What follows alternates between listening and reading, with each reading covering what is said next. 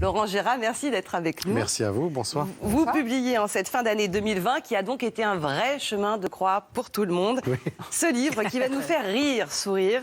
Mascarade, recueil de vos chroniques radio avec vos complices Jérôme Deverdière, Stéphane Rose et Pascal Fioretto, Absolument. aux éditions du Cherche Midi.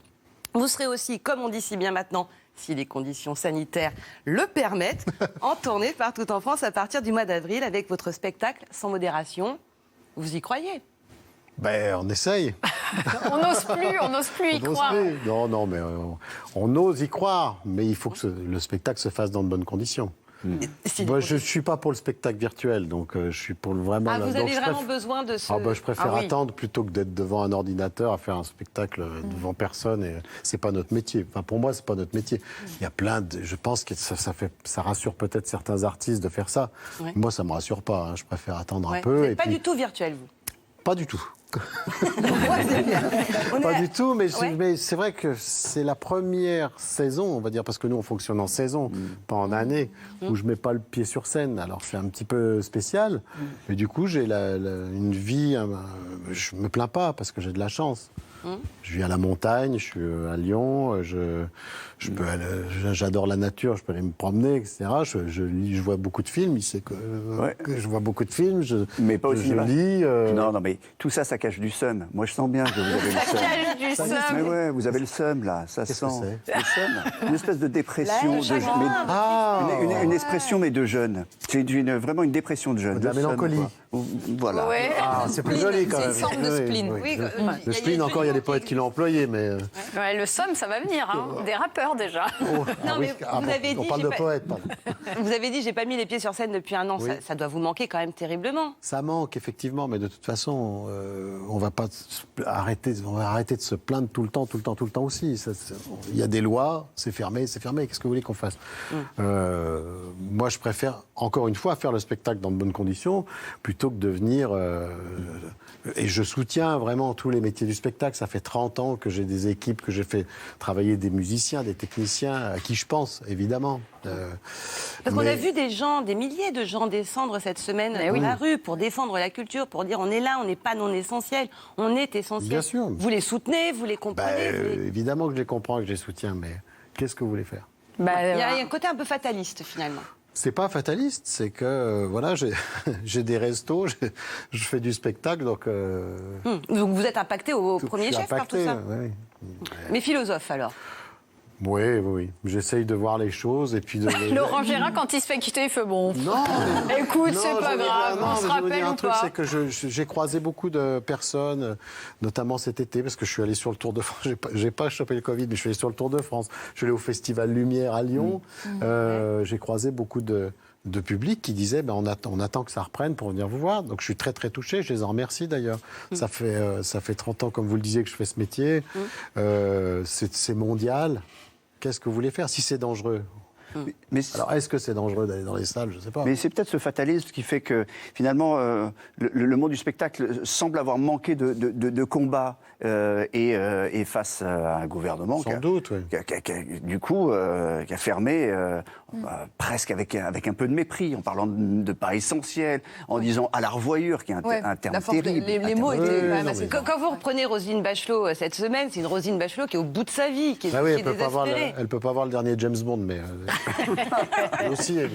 Oui. Personne. Ah bah il fait pas bon être ministre en ce moment, ça c'est sûr. Non, mais alors en revanche... C'est de pas savoir. Moi je pense que le pire c'est de pas savoir, mais on ne peut pas savoir. Donc, Et de promettre. et de promettre et de des pas fausses savoir. promesses. Et de promettre. C'est ça l'erreur. Bah, Donc bien sûr. évidemment, cela dit, moi j'ai la chance d'être sur RTL le matin et ça apporte de l'eau à mon moulin parce que du coup ça Alors, va c'est ce faire que j'allais l'histoire de vous nouveaux dire. personnages. Mais Parce que c'est une année calamiteuse pour tout le monde, pour vous y compris dans la vie civile, on va dire, mais dans votre vie d'humoriste et de croqueur d'actualité, c'est un super grand cru 2020. en dehors du spectacle, oui, on s'est régalé. On pensait pas d'ailleurs qu'on allait pouvoir tenir autant avec un seul sujet. Mais ouais, mais Enfin, c'est vous un aussi, sujet. enfin, j'imagine. Bien sûr, mais c'est un sujet à rebondissement, donc Oui. ça va. Mais c'est vrai Là qu'on a aussi, eu le oui. même sujet toute l'année. Et puis On les a eu le même personnages, sujet, mais on a quand même eu des gens qui pensaient indispensables. On a eu un gouvernement qui a dit des conneries. On a eu des artistes qui se sont sentis indispensables. Donc, nous, ça a apporté encore une fois de l'eau à notre moulin.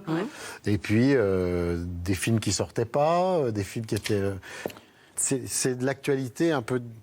sous le même angle, mais qui est un peu déformé, mais qui c'est pas inintéressant. Des nouveaux personnages Des nouveaux aussi. personnages. Hein, on pense au professeur Raoult, des gens qui ont traversé l'actualité, Balkany, Carlos Ghosn. Chouette année. Alors d'ailleurs, en parlant Les de ça, remèdes du c'est- professeur Et encore Raoult, une moi fois, je suis je très dis c'est fan. indécent, mais moi je l'ai plutôt bien vécu parce que Oui, mais oui. j'étais dans de bonnes conditions et je pouvais exercer mon métier le matin parce que j'ai une ligne numérique qui me permet de faire de la radio. Le manque avec le public, évidemment qu'il existe, mais il existe pour tout le monde et il existe partout. Je ne pense pas qu'à Las Vegas ou à Broadway, Non, les théâtres effectivement, avant Broadway, tout est un fermé. moment. Donc, Mais Laurent tout est Gérald, j'ai une question parce que en tant qu'humoriste, on peut écrire des vannes à l'heure, à la minute, mais en tant qu'imitateur, oui, bon, pas toujours des bonnes vannes, mais en tout cas on fournit.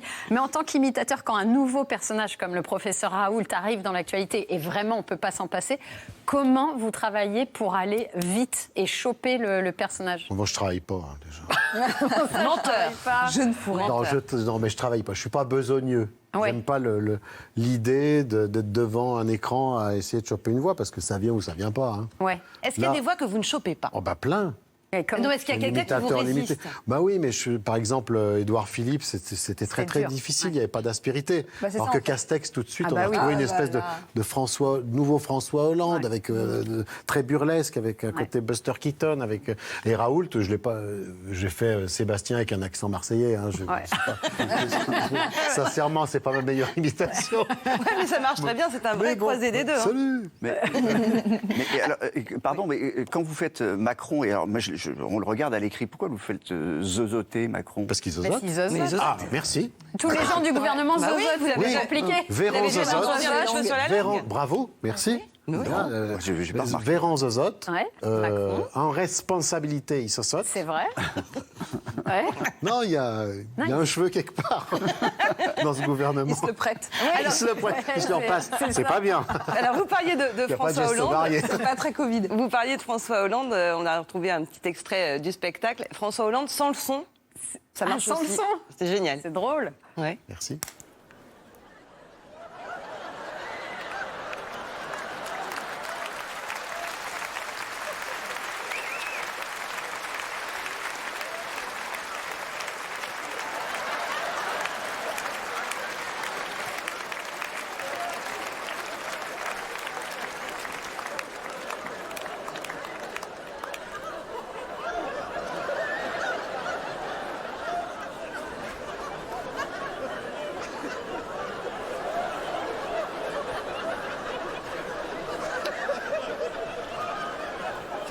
Alors, radiophoniquement, c'est sûr qu'on peut. Voilà. Mais visuellement, c'est Ah oui, assez ouais, ça génial. marche très bien. Ce balancement de corps et ces gestuels dans le visage, c'est très fort. Je me suis amusé, oui. Non, l'avantage, c'est qu'en France, quand même, on a des hommes politiques qui reviennent. Parce que Giscard, on l'a quand même eu jusqu'au bout. Hein. Oui, c'est il a vrai. donné son avis jusqu'au bout. Donc, même quand ils se prennent une boîte, hop, ils reviennent. Donc, François Hollande, lui, il revient. Il n'est jamais parti.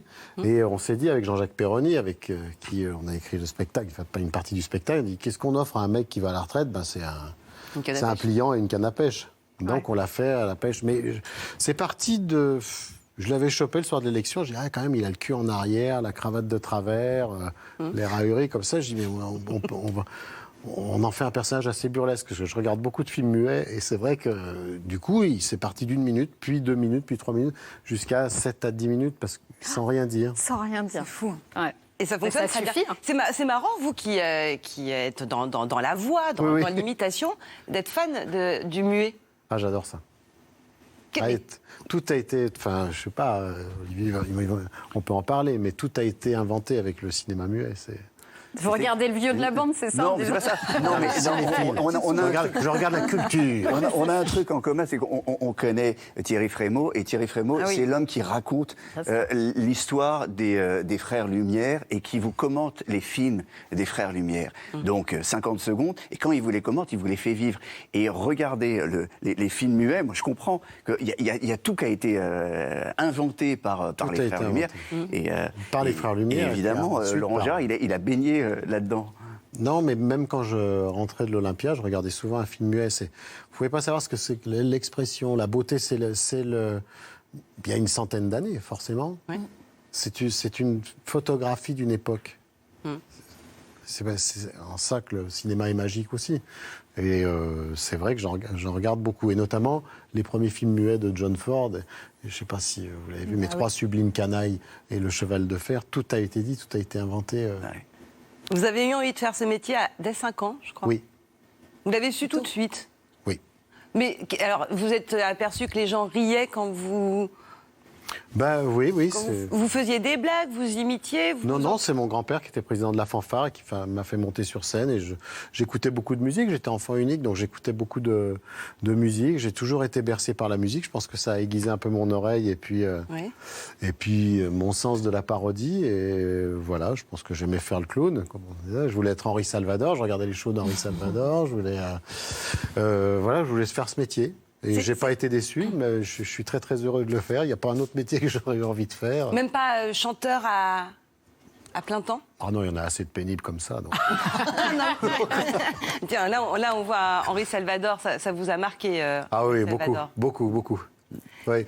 Mais non, je voulais, quand j'étais petit, je disais, je voudrais être chanteur ou imitateur. Donc finalement, j'ai choisi mes voix plutôt que ma voix. C'est ça. Oui, sauf que vous chantez aussi, vous en profitez pas. Ah oui, j'adore ça. J'ai toujours été entouré de musiciens, ça c'est vrai. Et votre spectacle aussi, il y a Et toujours. Là, on a 6-7 musiciens. Mais d'ailleurs, j'ai l'impression que pour être bon imitateur, il faut savoir chanter juste, parce qu'on chope... Faut savoir, en fait. Bien sûr. Vous avez l'oreille absolue, vous pensez? Ouais, pas mal. J'ai pas pris de cours de solfège ni de cours de chant, mais mais j'entends les fausses notes. Oui. Ah ouais. Ah oui. C'est ça. Même dans le gouvernement. Et ça me touche beaucoup de voir la photo avec Henri, parce qu'on était très complices. C'est vrai que c'est des gens de music hall qui nous ont donné envie de faire ce métier. Vous vous souvenez de la toute première personne que vous avez imitée? Là, sur scène, c'était Michel Sardou, c'était pour chanter les bals populaires. Après, l'année d'après, j'avais fait Jacques Dutronc.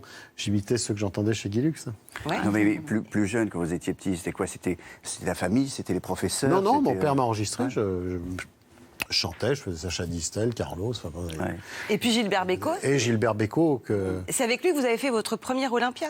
Oui, c'est un moment d'une émotion intense parce que l'Olympia venait d'être refait sous le... En tout cas, il supervisait un petit peu les travaux, Gilbert Bécaud, parce que c'est le recordman pour l'Olympia. Ouais. C'est celui qui a le plus fait l'Olympia, qui était un immense artiste de music hall, qui était quelqu'un qui mettait en valeur les textes des auteurs, parce qu'il faut mettre en valeur les auteurs et les compositeurs. Gilbert Bécaud, c'était une référence. Mais on a tendance à l'oublier d'ailleurs. Ouais. Malheureusement. Il et chaque passe fois vraiment, dans mon spectacle, je fais un hommage à Gilbert Bécaud, parce que mon premier Olympia, donc en 99, je crois que c'était ça, et ils avaient réouvert l'Olympia. Et c'était forcément Gilbert Bécaud qui avait... Et je passais après, il m'a dit, tu vas voir, on a mis une petite trappe au-dessus pour que tous ceux qui sont passés et qui sont plus là regardent ceux qui sont sur scène. Ah, Et c'est c'est très, très émouvant. Ah ouais. Et il est parti, il est mort pas très longtemps après, mais j'étais très heureux de le croiser, Gilbert Bécaud. C'était effectivement quelqu'un que j'allais voir régulièrement à l'Olympia, parce que c'était des leçons de spectacle, Et sincèrement. qui est-ce que vous admirez aujourd'hui? Est-ce qu'il y a d'autres humoristes ou des comédiens, Ah des oui, acteurs qui vous inspirent? Oui, il y en a plein. À part moi, on veut dire. Oui, c'est à ça. part Toute Léa simplicité, Landau. Léa, tout va bien, ça va? Non, mais bien sûr, mais il y en a, évidemment. Non, il y a des talents. Après, il y a beaucoup plus de monde que quand j'ai commencé. Exactement, ouais, c'est ça. Mais non, il y a beaucoup de gens. Moi, j'aime bien ceux qui sont un petit peu subversifs, mais pas forcément qui sont un petit peu dans la marge, mais pas forcément en disant... Subversif, mais il y en a beaucoup encore des subversifs aujourd'hui, vous trouvez? Oui. Des noms. Non, mais il y en a. Après, j'en oubliais, donc non, mais. Vous êtes prudent, hein? Non, je suis pas prudent. C'est que je voudrais pas oublier. Mais j'aime bien Chicandier, j'aime bien des gens comme ça qui rentrent un peu dedans.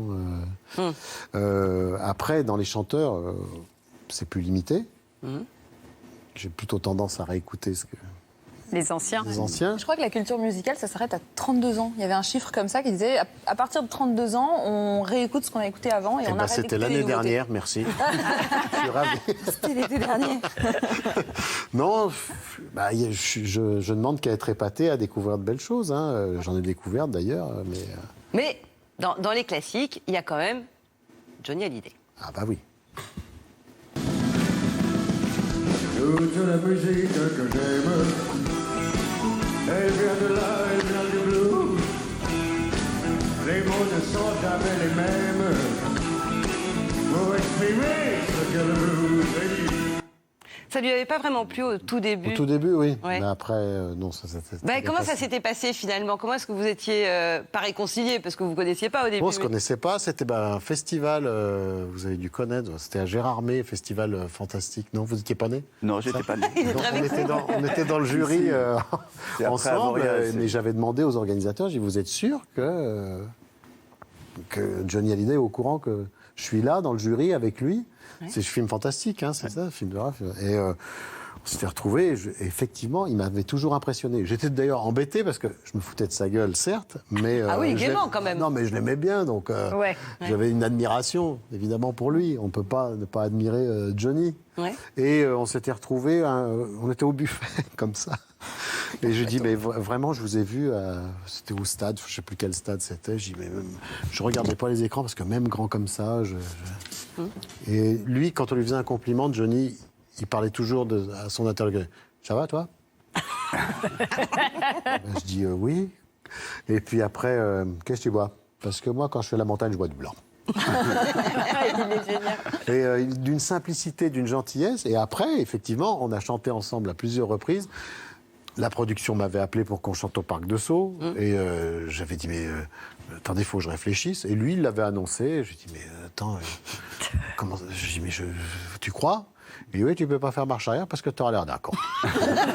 Et après, régulièrement, on s'est retrouvés, notamment autour de bonnes tables, parce que c'était un vrai épicurien. C'est quelque chose un que vrai vous gentil, partagez, quelqu'un qui vous mettait en valeur quand vous chantiez avec lui. Il était jamais, il faisait jamais celui qui allait pousser la note plus haut, alors qu'il la poussait vraiment plus haut. Et il y a des artistes qui vous ont envoyé des revendications pour vous dire j'aime pas comment tu m'imites ou je veux plus que tu m'imites, je veux pas que tu m'imites. Oui. Là, on peut On avoir n'aura des pas noms. les noms, visiblement. Là, on peut avoir Parfois, des noms. c'était sur le contenu. Ah oui, sur Ah le oui. contenu. Oui, oui. D'accord. Bon, c'est quand même plutôt flatteur d'être imité par Oui, quelqu'un mais après, que tout le monde généralement, connaît. ça se passe bien parce que je suis pas. Bon, je les rencontrais et puis j'étais pas dans l'animosité ni dans le règlement de compte. Oui. C'est pas le but de la manœuvre, c'est Oui, de mais faire qui marrer. Donc, Oui, mais qui? non, mais non. je sais que Patrick Oui, mais- Bruel n'était pas très content à un moment donné, puis après, bon, voilà. Bon. Et tu te fous de ma gueule, mais c'est le métier. Céline Dion aussi. Enfin, et puis bon, c'est pas grave non plus. Hein. Ouais. Après, il y en a, ça ne m'embête pas. Oui, ça vous fait même un peu plaisir. Oui. Ah bon.